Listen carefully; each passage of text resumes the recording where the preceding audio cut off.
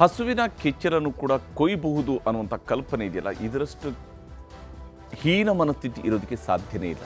ಆದರೆ ಇಂಥ ಹೀನ ಕೆಲಸ ಬೆಂಗಳೂರಿನಲ್ಲಿ ನಡೆದಿದೆ. ಹಸುವಿನ ಕೆಚ್ಚಲನ್ನು ಕೊಯ್ಯಲಾಗಿದೆ. ಈ ರೀತಿಯಾಗಿ ಕೊಯ್ದಿರುವಂತಹ ವ್ಯಕ್ತಿಯನ್ನು ಅರೆಸ್ಟ್ ಮಾಡಲಾಗಿದೆ. ಆದರೆ ಅರೆಸ್ಟ್ ಮಾಡಿದ ತಕ್ಷಣ ಇದು ಕೆಲಸ ಮುಗಿದು ಹೋಗುತ್ತಾ ಅನ್ನೋಂಥದ್ರ ಬಗ್ಗೆ ಪ್ರಶ್ನೆಗಳು ಇದ್ದಾವೆ. ಆರೋಪ ಪ್ರತ್ಯಾರೋಪಗಳು ನಡೀತಾ ಇದ್ದಾವೆ. ಇಲ್ಲಿ ಆ ವಿಚಾರದ ಬಗ್ಗೆ ಒಂದೊಂದೇ ಮಾಹಿತಿ ನಿಮಗೆ ನೀಡ್ತಾ ಹೋಗ್ತೀನಿ. ಭಾಳ ಮುಖ್ಯವಾಗಿ ಕೆಚ್ಚಲು ಕಿಚ್ಚು, ಯಾಕೆಂದರೆ ಬೆಂಗಳೂರಲ್ಲಿ ಹಸುಗಳ ಕೆಚ್ಚಲು ಕೊಯ್ದವರನ್ನು ಬಂಧನ ಮಾಡಲಾಗಿದೆ. ಇದೇ ವ್ಯಕ್ತಿ ಹಸುವಿನ ಕೆಚ್ಚಲಿಗೆ ಕುಯ್ದಿದ್ದಾನೆ ಅಂತೇಳಿ. ಯಾವುದರಿಂದ ಕುಯ್ದಿದ್ದಾನೆ ಇನ್ನೂ ಕೂಡ ಗೊತ್ತಿಲ್ಲ. 3 ಹಸುಗಳ ಕೆಚ್ಚಲು ಕೊಯ್ದವನನ್ನು ಪೊಲೀಸರು ಬಂಧಿಸಿದ್ದಾರೆ. ಈತನೇ ಹಸುವಿನ ಕೆಚ್ಚಲು ಕೊಯ್ದವನು ಅಂತೇಳಿ ಹೇಗೆ ಗುರುತು ಮಾಡಿಕೊಂಡ್ರು ಅನ್ನೋಂಥರ ಬಗ್ಗೆಯೂ ಕೂಡ ಪ್ರಶ್ನೆಗಳಿದ್ದೇ ಇದ್ದಾವೆ. 3 ಹಸುಗಳ ಕೆಚ್ಚಲು ಕೊಯ್ದವನನ್ನು ಅರೆಸ್ಟ್ ಮಾಡಲಾಗಿದೆ. ಕಾಟನ್ಪೇಟೆ ಪೊಲೀಸರಿಂದ ಹಸುಗಳ ಕೆಚ್ಚಲು ಕೊಯ್ದಿದ್ದವನ್ನ ಅರೆಸ್ಟ್ ಮಾಡಲಾಗಿರುವಂಥದ್ದು. ಕಾಟನ್ಪೇಟೆ ಪೊಲೀಸರು ಭಾಳ ಕ್ವಿಕ್ಕಾಗಿ ರಿಯಾಕ್ಟ್ ಮಾಡಿದ್ದಾರೆ. ಈ ಘಟನೆ ನಡೆದ ನಂತರ ಬಹಳಷ್ಟು ತಲಾಶ್ ಮಾಡಿದ್ದಾರೆ. ಆನಂತರ ಒಬ್ಬ ವ್ಯಕ್ತಿಯನ್ನು ಅರೆಸ್ಟ್ ಮಾಡಿದ್ದಾರೆ. ಬಿಹಾರ ಮೂಲದ ಶೇಖ್ ನಸ್ರು ಬಂಧಿತ ಆರೋಪಿ. ಈತನೇ ಹಸುಗಳ ಕೆಚ್ಚಲಿಗೆ ಕೊಯ್ದಿರೋನು ಅನ್ನುವಂಥದ್ದು ಗೊತ್ತಾಗಿದೆ. ಅದರ ಪ್ರಕಾರವಾಗಿ ಈತನನ್ನು ಅರೆಸ್ಟ್ ಮಾಡಲಾಗಿದೆ. 3 ವರ್ಷಗಳಿಂದ ಬೆಂಗಳೂರಲ್ಲಿ ಈತ ವಾಸವಿದ್ದ. ಬ್ಯಾಗ್ ಅಂಗಡಿಯಲ್ಲಿ ಈತ ಕೆಲಸ ಮಾಡ್ತಾ ಇದ್ದ ಅನ್ನೋಂಥದ್ದು ಪೊಲೀಸರಿಂದ ಸಿಕ್ಕಿರುವಂತಹ ಮಾಹಿತಿ. ಅಂದರೆ ಈತ ಬೆಂಗಳೂರಿನಲ್ಲಿ ವಾಸ ಇದ್ದಂತಹ ವ್ಯಕ್ತಿ. ಬೆಂಗಳೂರಿನಲ್ಲಿ ವಾಸ ಇದ್ದು ಇಲ್ಲಿ ಕೆಲಸ ಮಾಡ್ತಾ ಇದ್ದ. 3 ವರ್ಷಗಳಿಂದ ಬೆಂಗಳೂರಿನಲ್ಲಿದ್ದ. ಕುಡಿದ ನಶೆಯಲ್ಲಿ ಕೆಚ್ಚಲು ಕೊಯ್ದಿದ್ದಾನೆ ಅಂತ ಹೇಳ್ಕೊಂಡು ಪೊಲೀಸರು ಹೇಳ್ತಾ ಇದ್ದಾರೆ. ಪೊಲೀಸರ ಪ್ರಕಾರ, ಅಂದರೆ ಆತ ಪೊಲೀಸರ ಮುಂದೆ ನೀಡಿರುವಂತಹ ಹೇಳಿಕೆಯ ಪ್ರಕಾರ ಕುಡಿದ ನಶೆಯಲ್ಲಿದ್ದ. ಹಾಗಾಗಿ ಆತ ಹಸುಗಳ ಕೆಚ್ಚಲನ್ನು ಕೊಯ್ದಾನೆ. ಈತನಿಗೆ ಕುಡಿದು ನಶೆ ಇರಿದಾಗ ಹಸುವಿನ ಕೆಚ್ಚಲೇ ಸಿಕ್ಕಿದೆಯಾ ಕೊಯ್ಯೋದಿಕ್ಕೆ ಅನ್ನೋಂಥ ಪ್ರಶ್ನೆ ಬರುತ್ತೆ.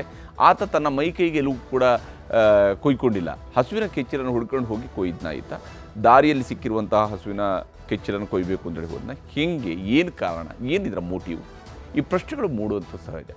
ಆರೋಪಿಗೆ ಯಾರಿಂದಲೂ ಕೂಡ ಪ್ರಚೋದನೆ ಇರಲಿಲ್ಲ ಅಂತೇಳಿ ಪೊಲೀಸರು ಸ್ಪಷ್ಟನೆಯನ್ನು ನೀಡಿದ್ದಾರೆ. ಅಂದರೆ ಆತನಿಗೆ ಯಾವುದೇ ರೀತಿಯಂತಹ ಆತನನ್ನು ನೀನು ಹೋಗಿ ಹಸುಗಳ ಕೆಚ್ಚಲು ಕೊಯ್ಯಿ ಅಂತೇಳಿ ಯಾರೂ ಹೇಳಿರಲಿಲ್ಲ. ಈತನೇ ತಾನಾಗಿ ಹೋಗಿ ಕೆಚ್ಚಲು ಕೊಯ್ದಿದ್ದಾನೆ ಅನ್ನುವಂಥದ್ದು ಇಲ್ಲಿ ಪೊಲೀಸರು ನೀಡ್ತಾ ಇರುವಂತಹ ಸ್ಪಷ್ಟನೆ.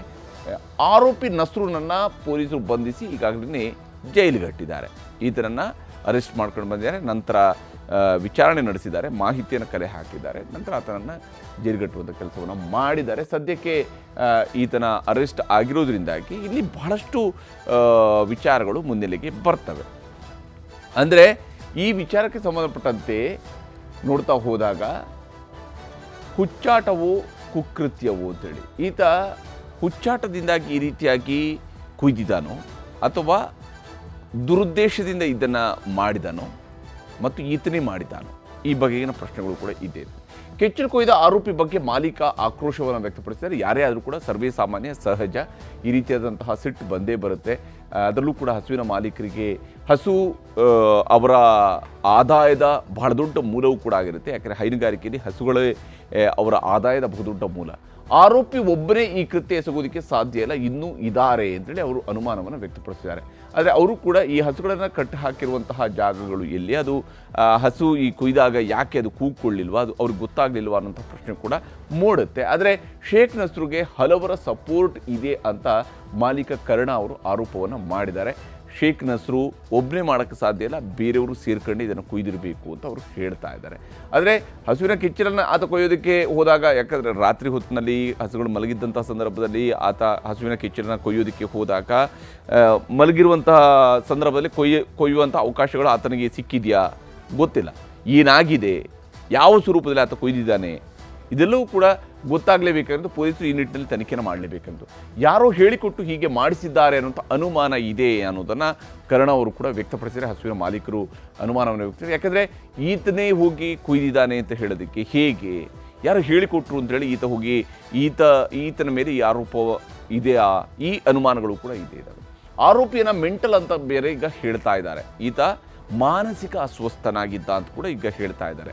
ಕುಡಿದ ಅಮಲೇರಿದಾಗ ಈತ ಮಾನಸಿಕ ಅಸ್ವಸ್ಥನಾಗ್ತಾನೆ ಅನ್ನೋ ರೀತಿಯಲ್ಲಿ ಕೂಡ ಹೇಳ್ತಾರೆ.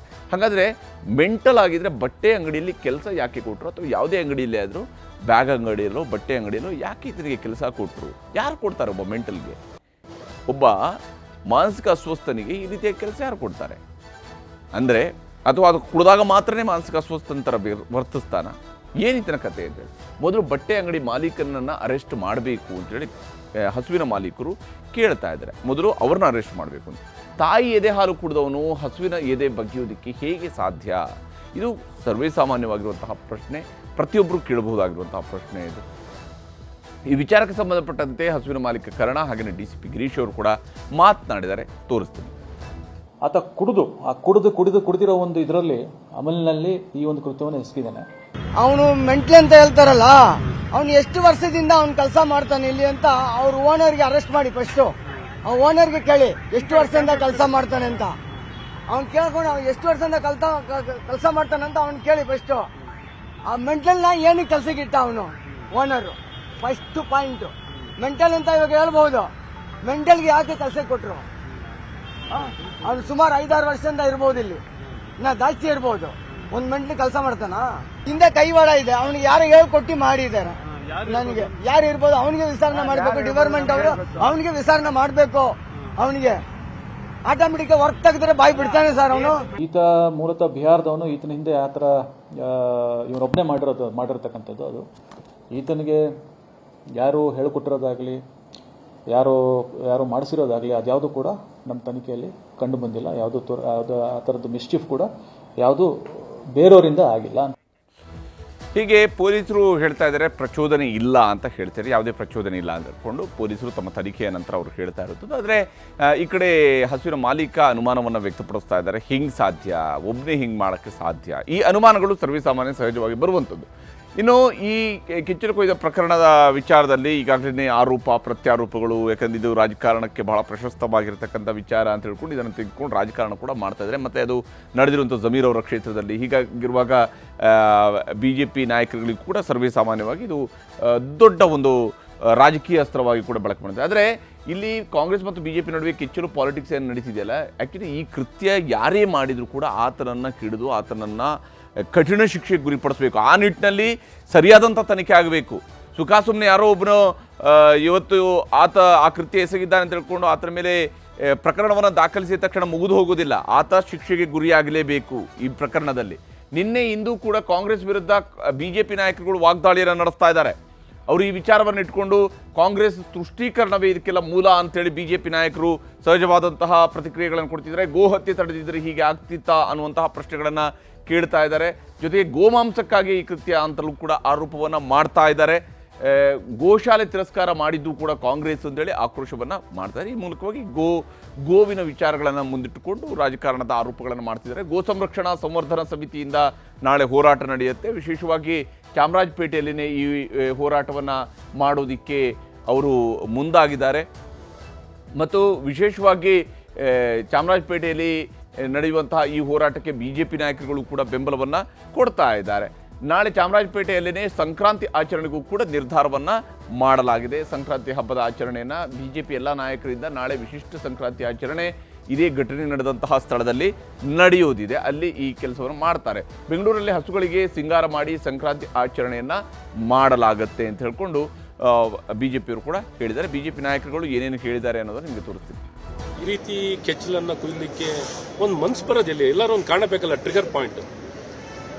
ಏನು ಒಂದು ಗೋಮಾಂಸ ಗೋ ವಿಚಾರದಲ್ಲಿ ಕಾಂಗ್ರೆಸ್ಸಿನ ನಿಲುವೇ ಇದಕ್ಕೆಲ್ಲ ಮುಖ್ಯ ಕಾರಣ ಅಂತ ನಾನು ಭಾಳ ಸ್ಪಷ್ಟವಾಗಿ ಹೇಳಕ್ಕೆ ಇಷ್ಟಪಡ್ತೀನಿ. ಈ ವಿಚಾರದಲ್ಲಿ ಈಗಾಗಲೇ ನಾವು ರಾಜ್ಯದಲ್ಲಿ ಕಾನೂನು ತರುವಂಥದ್ದಿದೆ. ಅದಕ್ಕೆ ವಿರುದ್ಧವಾಗಿ ಈ ಮಾಡ್ತಿರುವಂಥ ಪ್ರಯತ್ನಗಳು, ಈ ದ್ವೇಷ, ವೈಮನಸ್ಸು ಎಲ್ಲ ಒಂದು ಕಡೆ ಒಂದು ವರ್ಗದ, ಒಂದು ಸಮುದಾಯದ ಜನರಲ್ಲಿ ಈ ದ್ವೇಷವನ್ನು ಬೆಳೆಸಲಿಕ್ಕೆ ಮುಖ್ಯ ಕಾರಣ. ನೀವು 100 ಹಸುಗಳನ್ನ ಕೊಟ್ಟರೂ ಕೂಡ ಈ ಪಾಪವನ್ನ ತೊಳ್ಕೊಳ್ಳಿಕ್ಕೆ ನಿಮ್ಮಿಂದ ಸಾಧ್ಯ ಇಲ್ಲ. ಇದಕ್ಕೆ ಪ್ರೇರಣೆ ಯಾರು? ಈ ಓಲೈಕೆ ರಾಜಕಾರಣದಿಂದ ಈ ರಾಜ್ಯದಲ್ಲಿ ಏನಾಗ್ತಿದೆ ಇವತ್ತೊಂದು ದಿವಸ, ಇವುಗಳನ್ನ ಸ್ವಲ್ಪ ನಾವು ಗಮನಕ್ಕೆ ತಗೊಳ್ಬೇಕಾಗುತ್ತೆ. ಇದು ಒಂದು ಕೆಟ್ಟ ಪರಂಪರೆಗೆ ಕಾಂಗ್ರೆಸ್ ಸರ್ಕಾರ ನಾಂದಿ ಆಗ್ತಾ ಇದೆ. ಕಾಂಗ್ರೆಸ್ ಸರ್ಕಾರ ಬಂದಾಗ ಸಮಾಜ ವಿದ್ರೋಹಿ ಶಕ್ತಿಗಳಿಗೆ, ಮತಾಂಧ ಶಕ್ತಿಗಳಿಗೆ ಭಾಳ ದೊಡ್ಡ ಪ್ರಮಾಣದಲ್ಲಿ ಶಕ್ತಿ ಬರ್ತದೆ. ಎಲ್ಲ ಕ್ರಿಮಿನಲ್ಗಳಿಗೂ ಒಂದು ರೀತಿ ಸ್ವರ್ಗ ಆಗಿರುತ್ತೆ ಕಾಂಗ್ರೆಸ್ ಸರ್ಕಾರ. ಹೀಗೆ BJP ನಾಯಕರುಗಳು ಆರೋಪವನ್ನು ಮಾಡ್ತಾ ಇದ್ದಾರೆ. ಮತ್ತೊಂದು ಕಡೆಯಲ್ಲಿ ಹಿಂದೂ ಸಂಘಟನೆಗಳ ನಾಯಕರು ಸ್ವಾಮೀಜಿಯವರು ಕೂಡ ಮಾತನಾಡಿದ್ದಾರೆ. ಈ ಮಾನಸಿಕತೆ ಇದೆಯಲ್ಲ, ಇದು ಕಟಕರದ್ದೇ. ಇದು ಇಸ್ಲಾಮಿನ ಮಾನಸಿಕತೆ ಇದು. ಸೊ ಇದನ್ನು ಹೇಗೆ ಹೋಗಲಾಡಿಸೋದು? ಇದನ್ನು ಹೋಗಲಾಡಿಸ್ಬೇಕಂದ್ರೆ ಎನ್ಕೌಂಟರ್ ಮಾಡಿ. ಇಲ್ಲಾದ್ರೆ ಈ ನಾಟಕ ನಿಮ್ಮ ಕಂತ್ರಿಗಿರಿ ಎಲ್ಲ ನಮಗೆ ಗೊತ್ತಾಗತ್ತೆ. ಸರ್ಕಾರಕ್ಕೆ ನಾವು ಮನವಿ ಮಾಡ್ತಾ ಇದ್ದೇವೆ, ಅಂತಹ ಆ ವ್ಯಕ್ತಿಯನ್ನು ಕೂಡಲೇ ದಂಡಿಸಬೇಕು, ತಕ್ಕುದಾಗಿರತಕ್ಕಂತಹ ಶಿಕ್ಷೆಯನ್ನು ನೀಡಬೇಕು. ಮುಂದೆ ಎಲ್ಲಿ ಕೂಡ ಇಂತಹ ಕ್ರೌರ್ಯಗಳು ನಡೆಯದಂತೆ ಸರ್ಕಾರ ಎಚ್ಚರ ವಹಿಸುವಂತೆ ನಾವು ಸರ್ಕಾರವನ್ನು ಮನವಿ ಮಾಡ್ತಾ ಇದ್ದೇವೆ. ಬೇರೆ ಯಾವುದೋ ರಾಜ್ಯದಿಂದ ಬಂದಿರುವವನು ಇಷ್ಟೆಲ್ಲ ವಿಕೃತಿ ಮೆರೆದಾದ ಮೇಲೂ ಆತನನ್ನು ನೀವು ಬೇರೆ ರಾಜ್ಯದವನು ಅಂತ ನೋಡೋದಿಲ್ವಾ? ಇಲ್ಲೆಲ್ಲೂ ನಮ್ಮ ಭಾಷೆ, ನಮ್ಮ ನೆಲ, ನಮ್ಮ ನಾಡು ಅನ್ನೋದು ಬರೋದಿಲ್ವಾ? ನಾನು ಕೇಳ್ತೀನಿ, ಎಲ್ಲ ಪ್ರಕರಣಗಳಿಗೂ ಈ ರೀತಿಯ ನೆಲೆಗಟ್ಟಿನಲ್ಲಿ ಯೋಚನೆ ಮಾಡುವಂತ ಆಗಲಿ. ಯಾಕಂದರೆ ಇದನ್ನು ಬರೀ ಭಾಷೆಗಳಲ್ಲಿ, ಬರೀ ಮಾತುಗಳಲ್ಲಿ ಖಂಡಿಸುವಂಥ ಪ್ರಕರಣ ಅಲ್ಲ. ಇದಾಗಿತ್ತು ಇವತ್ತಿನ ಪಂಚಾಯಿತಿ. ನಮಸ್ಕಾರ.